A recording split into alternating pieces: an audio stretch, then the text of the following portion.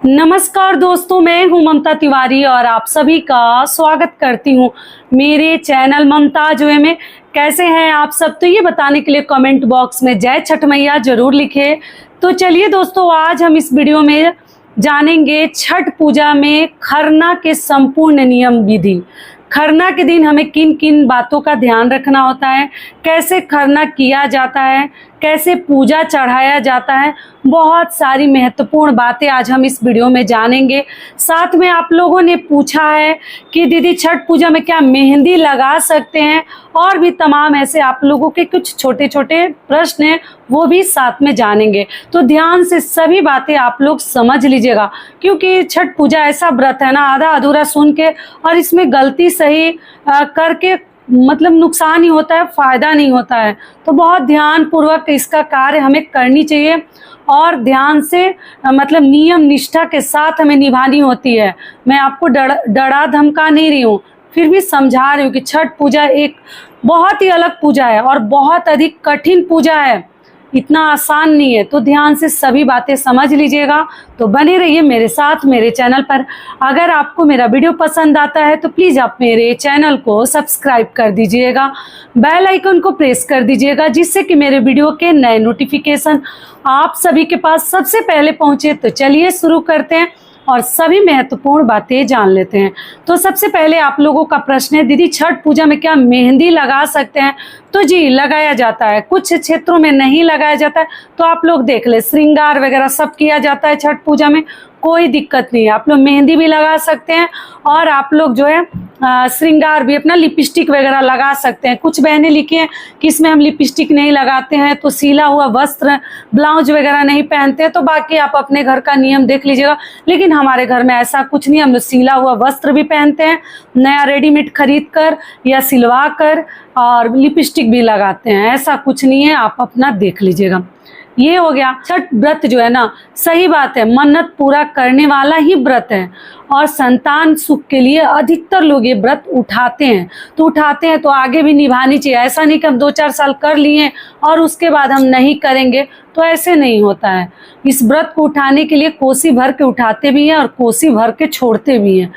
तो ये हो गया। और सास अगर कर रही है ना, तो बहू को ही देती है, बेटी को अपना छठ नहीं देती है। ये भी आप लोगों का प्रश्न आया था। तो जी नहीं, बेटियां भी ध्यान रखेंगे, माँ छठ देती है तो नहीं लेते हैं। आपके ससुराल में हो रहा है कि नहीं हो रहा है वो देखिए। सास देती है तो ले सकती हैं, माँ जो है अपनी बहू को देगी, आपको नहीं लेनी है। तो ये कार्तिक माह के शुक्ल पक्ष की चतुर्थी तिथि से ये व्रत हमारा जो है शुरू होता है और 4 दिवसीय छठ पूजा का व्रत चलता है। चतुर्थी, पंचमी, षष्ठी और सप्तमी के दिन ये व्रत हमारा जो है समाप्त हो जाता है। ठीक है, जान लेते हैं खरना के संपूर्ण नियम विधि। तो देखिए, खरना के दिन हम क्या करते हैं, सुबह सवेरे उठकर सबसे पहले तो दातुन वगैरह का हमें प्रयोग करनी है छठ पूजा में। इस बात का आप लोग ध्यान रखिएगा, या अगर दातुन नहीं मिल पाता है तो न्यू ब्रश रखिएगा। ठीक है, पेस्ट वगैरह तो हम किसी को लगाते नहीं देखते हैं, बाकी आप देख लीजिएगा, ये केवल ब्रश से ही कर लीजिएगा। तो लेकिन दातुन रहे तो ज़्यादा बेहतर है। कोशिश करें कि दातुन मिल जाए, आम का, नीम का, जो भी दातुन है कर लेनी है। और करने के बाद साफ सफाई तो हम पहले ही दिवाली में हमारा हो ही गया है। जहाँ बाकी है, जूठे बर्तन वगैरह का ध्यान रखें कि उसमें जूठा वगैरह ना लगा हो, और बर्तन वगैरह साफ सुथरा करके छोटे बच्चों पर ना छोड़िए। छोटी बेटी अगर आपकी है तो उनके ऊपर ना छोड़े। जो घर का गार्जियन है उन्हें ठीक से देख लेनी चाहिए, जो बड़े लोग हैं। और उसके बाद से हम पूरे दिन निर्जला और निराहार ये व्रत रखते हैं खरना के दिन। उसके बाद से हम पूरे दिन जो है व्रत रख के, और शाम को हम छठ माता की, जिसको छोटकी छठ के नाम से भी हम जानते हैं, तो छोटी छठ के दिन हम शाम को पूजा करते हैं और हम रोटी रसियाव बनाते हैं। शाम को हम स्नान ध्यान करते हैं, करके कोरा वस्त्र पहना जाता है। आप एक साड़ी से भी छठ कर सकती हैं, 2 साड़ी से भी कर सकती हैं। अगर एक साड़ी से आपको करना है तो खरना के दिन पूजा पाठ करके खा पी लीजिए, उसका साड़ी को फिर से धो दीजिए, खंगाल दीजिए पानी में, और फिर आप अगले दिन घाट पर पहनकर जा सकती हैं। तो आपके हाथ में है। और पहली बार इस बार आप लोग छठ पूजा का व्रत उठा सकती हैं। जिनको भी श्रद्धा है, उठाना है, या आप मन्नत किए थे पूरा हो गया है, तो आप लोग इस वर्ष 2024 में छठ पूजा का व्रत एकदम आराम से उठा सकते। किसी भी प्रकार के संदेह मन में नहीं रखनी है। ठीक है, तो सुबह से हम व्रत रखेंगे और जैसे शाम होगा हम दातुन करेंगे। दातुन करने के बाद जो है हम स्नान करके कोरा साड़ी पहन लेते हैं, श्रृंगार वगैरह कर लेते हैं, सिंदूरा से सिंदूर लगा लेते हैं, पैरों में महावर लगा लेते हैं और लगाने के साथ जो है हम शाम को रोटी रसिया हमारे घर में बनता है, रोटी और गुड़ का खीर। मैं छोटी वाली छठ नहीं करती हूँ, मैं बड़ी वाली ही मेरे घर में होता है। कुछ क्षेत्र मतलब कुछ लोग दोनों करते हैं और कुछ लोग जैसे एक ही करते हैं, तो बड़ी वाली हम लोग षष्ठी वाला करते हैं। तो उस दिन लेकिन मुझे मालूम है मेरे आसपास में भी लोग करते हैं, मेरे गांव में भी करते हैं। तो शाम को और जैसे मेरी सासू माँ भी करती थी दोनों, तो इसलिए मुझे सब मालूम है कि छोटी छठ के दिन क्या क्या करते हैं। तो रोटी रसियाव बनाते हैं, अब दूध का कुछ लोग खीर भी बनाते हैं, कुछ लोग गुड़ का खीर बनाते हैं और साथ में रोटी बनता है। पूड़ी तो हम किसी को बनाते नहीं देखे हैं, पूड़ी अगर आपके घर बनता है तो आप लोग देख लीजिएगा। और हम 6 जोड़ी कुछ लोग चढ़ाते हैं और कुछ लोग 7 जोड़ी चढ़ाते हैं, दो दो रोटी करके। और केला का पत्ता मिल जाए तो अति उत्तम, नहीं मिलता है तो आप थाली में भी चढ़ा सकते हैं या जुगाड़ कर लीजिए, कोई प्लेट वगैरह है वो नीचे ना चढ़ाएं। और 6 जोड़ी रोटी हम चढ़ा देते हैं, 7 जोड़ी छठ माता के लिए। और उसके ऊपर हम खीर थोड़ा थोड़ा सा रखते जाते हैं, या आप अलग से दोना भी ले सकते हैं, उसमें भी आप लोग रख सकते हैं। और सिंदूर वहाँ पर 7 जगह टिकते हैं, फूल 7 लाल फूल चढ़ाते हैं, धूप बत्ती अगरबत्ती दिखाते हैं, हवन करते हैं। और जो व्रती होते हैं ना वो थोड़ा सा पूजा के लिए बनाकर हट जाते हैं। आम की लकड़ी पर ये भोजन बनता है, लेकिन मान लीजिए कि आम की लकड़ी सभी को शहरों में नहीं मिलेगा तो आप नया चूल्हा भी ले सकते हैं। और या तो अपना जो अगर नॉन वेज का आपका चूल्हा नहीं है उसको धो लीजिए, साफ कर लीजिए, उसके ऊपर भी आप लोग खरना का भोजन बना सकते हैं। क्योंकि चूल्हा को पहले टिक लिया जाता है, पूजा पाठ कर लिया जाता है, उसके बाद हम बनाते हैं। उसके आगे हमें क्या करनी होती है, जब पूजा पाठ कर लेते हैं वहीं पर जो व्रती हैं थोड़ा सा तेल लगाती हैं और सिंदूर लगाकर, तेल सिंदूर लगाकर माता को प्रणाम करके और वहीं पे पहले हवन करती हैं। और हवन में जैसे थोड़ा सा भोजन जो है ना वो भी चढ़ाती हैं। अगियारी लोग चढ़ाते हैं और कुछ लोग नहीं चढ़ाते, केवल हवन ही करते हैं।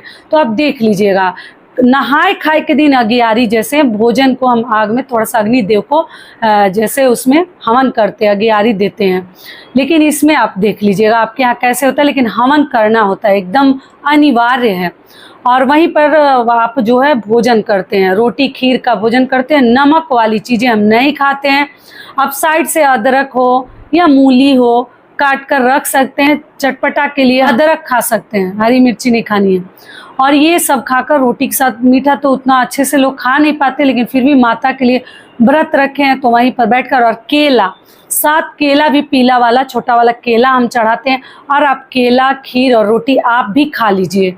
खाने के बाद जो है जितने घर के सदस्य होते हैं सभी लोग उनको छठ माता के रूप में जो वहाँ भी प्रणाम करते हैं जहाँ पूजा चढ़ाया जाता है। और जो छठ व्रती हैं जो व्रत रखे हैं उनको भी प्रणाम किया जाता है पैर छूकर। ठीक है, और कोशिश करें कि उनको ज़्यादा परेशान ना करें, उनसे बद्दुआ वगैरह ना लें। आस पास भी अगर कोई कर रहा है तो उनसे कभी झगड़ा लड़ाई इस दौरान ना करें, क्योंकि वो लोग एक बार कुछ बोल देंगे ना तो आपको वो श्राप लग जाता है। तो इसलिए ध्यान रखिएगा कि आपके द्वारा एक गलती ना हो। ऐसा नहीं कि वो न व्रत रखी है तो हम तो आज झगड़ा करेंगे, ड्रेन के लिए, रोड के लिए, मोहल्ले में झगड़ा होते ही रहता है, तो कभी ना करें। ठीक है, इस बात का आप लोग ध्यान रखिएगा। ये हो गया। उसके बाद से जो भी भोजन अभी बाकी रहता है, क्योंकि आसपास के लोगों को भी हम आमंत्रित करते हैं प्रसाद खाने के लिए, या प्रसाद देना होता है तो रोटियां बहुत अधिक बनाना पड़ता है। रोटियों में घी लगाया जाता है। देखिए ये चीज़ भूल गई थी, शुद्ध घी लगाकर चढ़ाते भी हैं, व्रती खाती भी हैं और लोगों को हम प्रसाद भी खिलाते हैं।